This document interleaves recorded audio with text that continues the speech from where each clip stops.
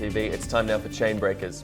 Since its launch in March of 2019, crypto exchange Tagz has fought hard to make a splash on the trading scene.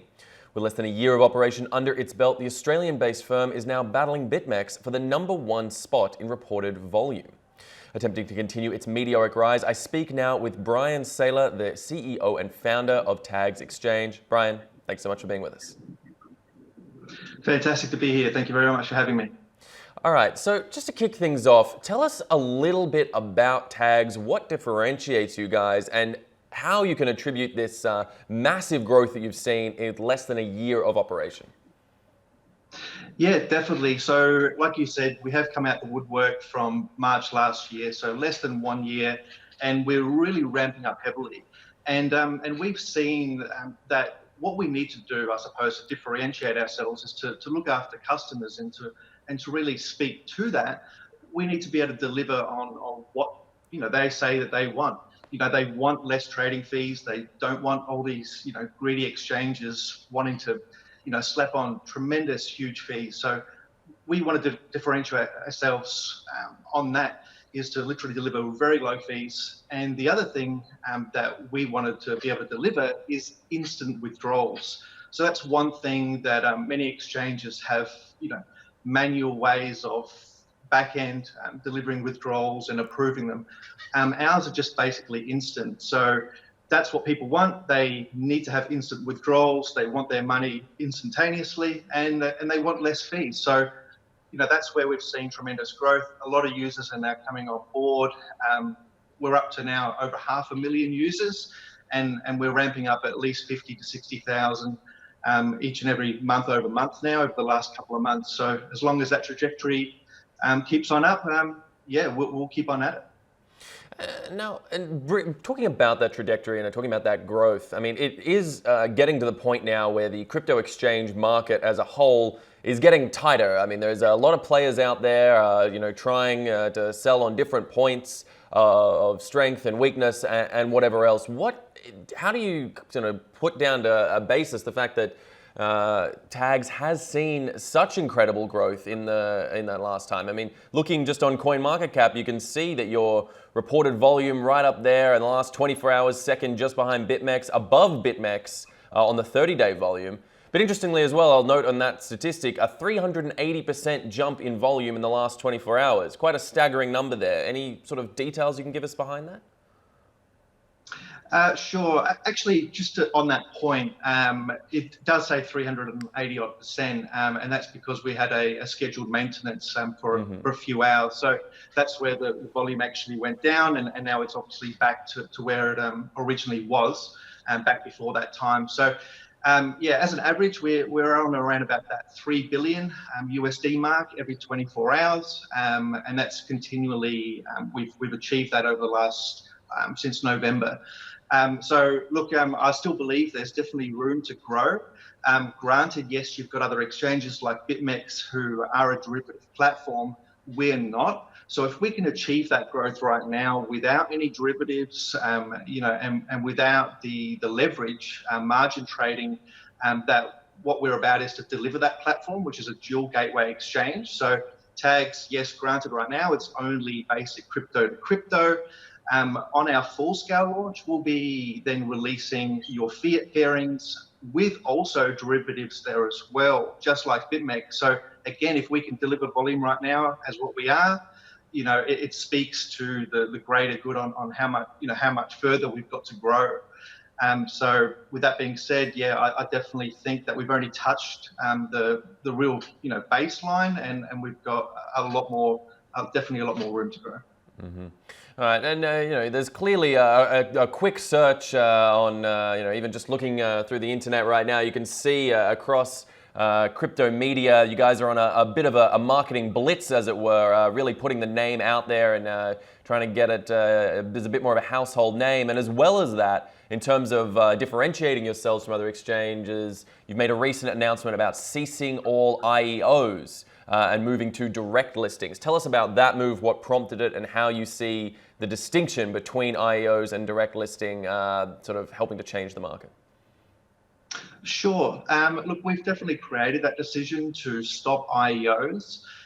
We want to be the first ones, together with the market shift that I think what we've seen that's happened is, through 2017, most people are well aware Bitcoin's price shot up to nearly 20,000. And that was through the IEO craze, and Ethereum's price obviously shot up at the same time through that bull market. And we saw a lot of IEOs, like every day there was, 100 new ICOs, coming out at that stage. And those ICOs then converted to IEOs, which was the new thing, where people wanted to trust that, well, if I'm buying this particular asset, then I want to be able to, sell it when it gets to a right point. And they knew that they had trust into an exchange where it was listed on, so they could have that instant liquidity. And now we've seen over the last 5 to 6 months, as those IEOs have now drifted off. So there's again been a market shift that people have kind of understood that IEOs aren't really what they've really all made up to be. And I can pretty much say that over 90% of them have turned out to literally be not only outright scams, but just not doing the right thing for the general users or public. So what we wanted to be all about is being a regulated exchange and having our licenses in place. We want to look after our customers and look after our user base, and that's why we've seen the growth we have there as well.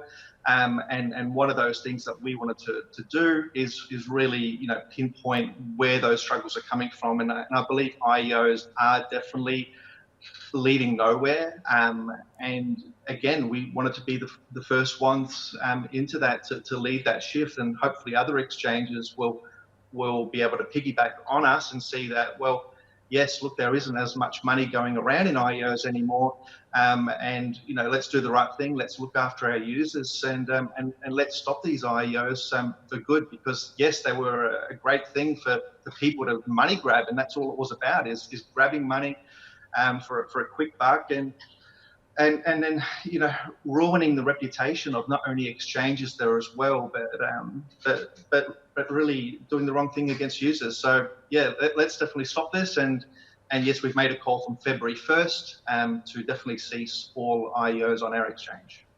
All right, moving with the industry as it shifts and develops, it's constantly changing ground. But I want to ask about a point you sort of addressed there about regulation. Now, you guys are based in Australia, a country which, as my home country as well, I know all too well is thick with its regulation and assurances to make sure that any sort of exchange or trader is highly regulated and protecting the customers as a whole. I want to ask, I suppose, why choose, other than obviously the fact that you yourself are Australian, but choose to regulate, keep your headquarters inside Australia when so many of the big exchanges are going to more, I guess, crypto-friendly states, whether we talk about Malta or Luxembourg, that's the sort of tradition to be headquartered in a country where the regulation is less onerous, we could say. Why choose to stay inside Australia? Yeah, good question there. And granted, yes, we do see a lot of other exchanges based overseas where they've got more, I suppose, relaxed laws there and regulations. But that speaks to, I suppose, users not really wanting to trust as much these exchanges, because they know, well, they can backhandle a bit of this and bit of that. And yes, there might be, let's say, 80% that's above board, but what about the other 20% that, who knows what these exchanges are doing, where these funds are going, and they can just cease operations, instantaneously, take all the funds and do whatever with them, hacks and so forth that they can claim. There's a bunch of different avenues they can go down, and it all boils back to being an exit scam, really. And a lot of exchanges we've seen have fallen off through that, through whether it be hacks or through founders going missing and all this sort of stuff that's happening. So being in Australia, I think users know that they can be more protected into knowing that, yes, we have to follow through governmental policies, all our procedures. We've got a tough, stringent KYC and also AML policy there as well that we need to abide by and report back to AUSTRAC. And ASIC there as well. So with all that being said, it boils back to trust, and we feel that though being here in Australia does offer that to users, and it really makes us work that much harder into being able to deliver what we need to deliver in terms of policy, because it's not going anywhere. The regulative aspect of things, it's only going to get tougher. So I think we need to embrace the change, and any exchange needs to embrace that change there as well, and go with the growth curve instead of against the grain. If you embrace it, then I think you're going to have a much greater and an easier time. And again, that speaks to how we've got this tremendous growth so far, is embracing that change. And do you see Australian regulation towards cryptocurrencies as a whole and exchanges developing in a positive way into the future? Are you optimistic about Australia potentially becoming a bit of a hub or a center for cryptocurrencies? Yeah, I definitely am. I'm definitely positive about it. Look, in terms of where we are, obviously we're still in a very early stage within the whole crypto scene. And yes, look, obviously Australia has laws, and like I said, we've got regulations and policies and procedures to abide by. But they're there only to help, help businesses like ours to be able to deliver, and obviously by protecting users there as well. And that's what we're all about, is helping users and embracing that change. And again, that's why we've stopped IEOs there as well. So we've got a real big focus on customer service and on protecting users, and that's what we're about. If we can keep that simple and keep that philosophy going forward, it's just going to bring a whole lot more users on board, and a lot more trading activity, and we'll be seen as the big player, I suppose, in the scene. So a lot more room to go, but overall, definitely crypto's not going anywhere. Of course, there's going to be new exchanges popping up here and there, but if you can be the one trustworthy exchange doing the right thing and be seen as though doing the right thing, which we are, I really do believe it's going to be a real big positive thing. Well, certainly, yes. As you said, that fidelity and trust takes time to build. So it's one of those things we'll have to see how it plays out in the crypto scene as a whole, as the whole crypto space grows. In general, Brian, I want to thank you so much for taking the time to speak to us today, telling us a little bit about the Tagz exchange. We're fascinated to see how the platform grows and develops over time. So for those watching, make sure you stay with us at blocktv.com for all the latest in news and information. I'm westropp-evans. Thanks for watching.